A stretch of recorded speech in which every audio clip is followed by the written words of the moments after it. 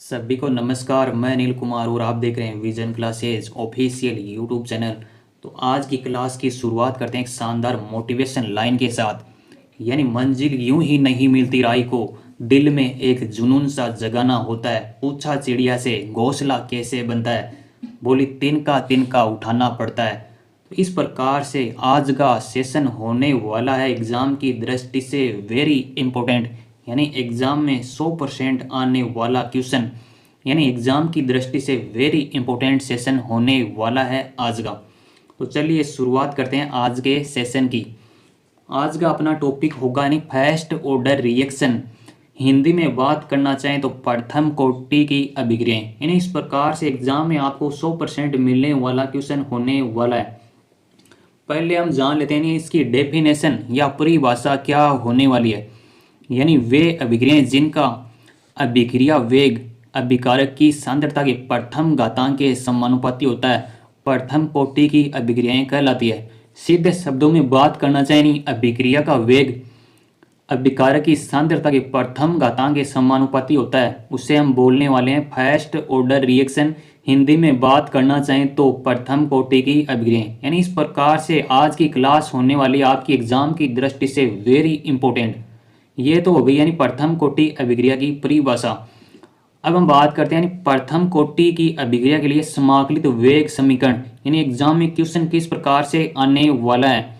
यानी प्रथम कोटि अभिक्रिया के लिए समाकलित वेग समीकरण को व्युत्पन्न कीजिए। यानी इस प्रकार से एग्जाम में क्वेश्चन आने वाला है, लेकिन हम उससे भी कुछ एडवांस पढ़ने वाले हैं। यानी पहले हमने पढ़ लिया यानी प्रथम कोटि की अभिक्रियाएं की परिभाषा क्या होती है। यानी वे अभिक्रियाएं जिनका अभिक्रिया वेग यानी रेट ऑफ रिएक्शन अभिकारक यानी रिएक्टेंट की सांद्रता के प्रथम घातांक के समानुपाती होता है, प्रथम कोटि की अभिक्रियाएं कहलाती है। यानी इस प्रकार से आज की क्लास बहुत ही इंपॉर्टेंट होने वाली है एग्जाम की दृष्टि से। अब हम बात करने वाले हैं किस प्रकार से प्रथम कोटि की अभिक्रियाओं के लिए हम समाकलित वेग समीकरण व्युत्पन्न करने वाले हैं। आप हमारे टेलीग्राम ग्रुप को भी ज्वाइन कर सकते हैं, यानी join Telegram vision classes by Anil sir. यानी इस पर आप ज्वाइन कर सकते हैं इसकी पीडीएफ या नोट्स प्राप्त करने के लिए, या गूगल प्ले स्टोर से विजन क्लासेज ऐप आप डाउनलोड कर सकते हैं। वहाँ पर बहुत सारे स्टडी मटेरियल आपको प्राप्त होने वाले हैं।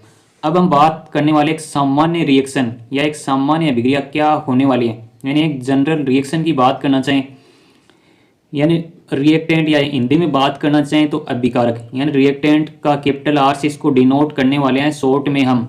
यानी जब रिएक्टेंट या अभिकारक के अणु होते हैं वो आपस में टक्कर करके किसका निर्माण करने वाले हैं, तो प्रोडक्ट का निर्माण करते हैं। अभिकारक के अणु आपस में टक्कर करके किसका निर्माण करते हैं, उत्पाद। इंग्लिश में बोलना चाहें, हिंदी में बोलना चाहें तो इसको हम बोलने वाले हैं उत्पाद, और इंग्लिश में प्रोडक्ट बोलते हैं। इसको हम प्रदर्शित करने वाले हैं कैपिटल पी से। तो इस प्रकार से हम प्रथम कोटि अभिक्रिया के लिए समाकलित वेग समीकरण व्युत्पन्न करने वाले हैं।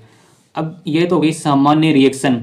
अब हम बात करने वाले हैं अभिक्रिया का वेग या रेट ऑफ रिएक्शन की बात करना चाहें तो ये बराबर होने वाला है -dr/dt।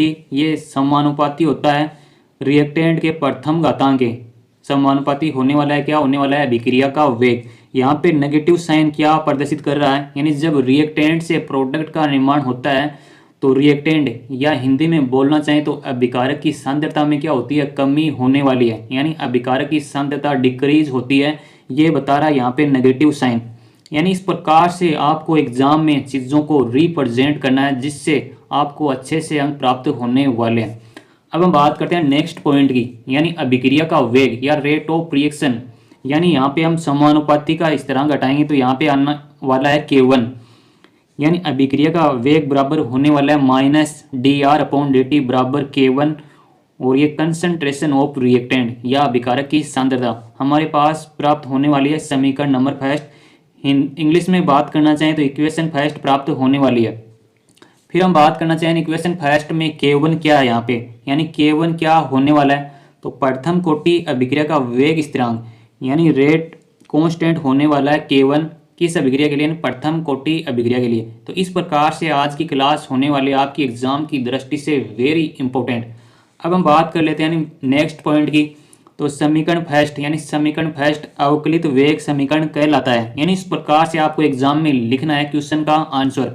अब हम बात करने वाले हैं नेक्स्ट पॉइंट की, यानी नेक्स्ट पॉइंट क्या होने वाला है, यानी dr/r बराबर होने वाला है माइनस K1 dt, यानी उपरोक्त समीकरण का समाकलन करने पर, यानी इस समीकरण का हम समाकलन करने वाले हैं तो किस प्रकार से समाकलन का स्थिरांक होने वाला है, यानी इस प्रकार से ये साइन होने वाला है या ये संकेत होने वाला है समाकलन का।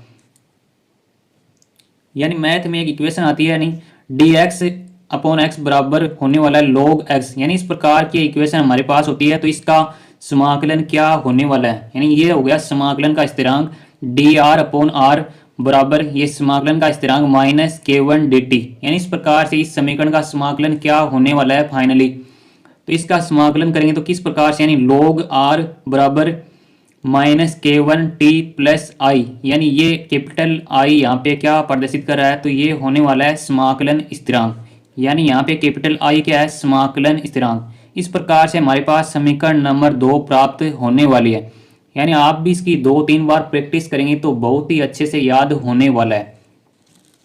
अब हम इसमें कंडीशन अप्लाई करने वाले हैं, यानी कंडीशन अप्लाई करते हैं t, यानी स्मॉल t क्या होने वाला है, समय, यानी t बराबर हम 0 रखें तो r बराबर यदि r नोट रखें तो किस प्रकार से समीकरण 2 में चेंज होने वाला है, यानी समीकरण 2 में t का मान हम 0 रखते हैं तो किस प्रकार से इक्वेशन प्राप्त होने वाली है, यानी log r की जगह हम रखने वाले हैं r नोट, यानी log r नोट बराबर माइनस K1 मल्टीप्लाई 0, यानी माइनस K1 को 0 से गुणा किया जाता है तो इसकी वैल्यू होने वाली है 0, यानी इसका मान होने वाला है 0 प्लस आई, यानी इसमें 0 रख देंगे t की जगह और r की जगह रखने वाले हैं r नोट, किस में, समीकरण नंबर 2 में।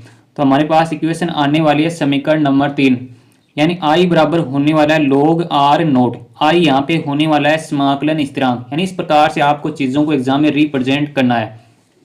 फिर नेक्स्ट पॉइंट क्या आने वाला है, यानी समीकरण 2 व समीकरण 3 से, यानी जब समीकरण 2 व समीकरण 3 को हम हल करेंगे तो किस प्रकार से समीकरण 4 प्राप्त होने वाली है। तो समीकरण ये होने वाली है 2 और ये होने वाली है 3, इसको हम सोल्व करेंगे तो समीकरण 4, यानी log r बराबर minus K1 t plus log r note, ये हो जाएगी समीकरण नंबर 4। फिर समीकरण 4 को हम पुनर्व्यवस्थित या रीअरेंज करेंगे इसको, तो समीकरण किस प्रकार से प्राप्त होने वाली है, यानी log r note minus log r बराबर K1 t, यानी इस समीकरण को सोल्व करने के लिए एक मैथ में एक इक्वेशन होने वाली है log a अपॉन b बराबर log a माइनस बी, यानी इस प्रकार से इस इक्वेशन को हम सोल्व करने वाले हैं। तो समीकरण को हम सोल्व करेंगे तो हमारे पास प्राप्त होने वाली है समीकरण नंबर 5, यानी log r नोट अपॉन बराबर K1 t, यानी इस प्रकार से समीकरण नंबर 5 प्राप्त होने वाली है। फिर हम बात करते हैं नेक्स्ट पॉइंट की, यानी K1 बराबर 1 upon t log e exponential r naught upon r, यानी इस प्रकार से समीकरण प्राप्त होने वाली है। यानी समीकरण 5 को हम रीअरेंज करेंगे तो समीकरण इस प्रकार से हमारे पास प्राप्त होने वाली है, यानी K1 बराबर होने वाला है 1 अपॉन t, यहाँ पे समय होता है, और log e exponential r naught upon r, यानी log एक्सपोनेंशियल या log e, इसको हम सोल्व करेंगे तो किस प्रकार से समीकरण नंबर 6 प्राप्त होने वाली है।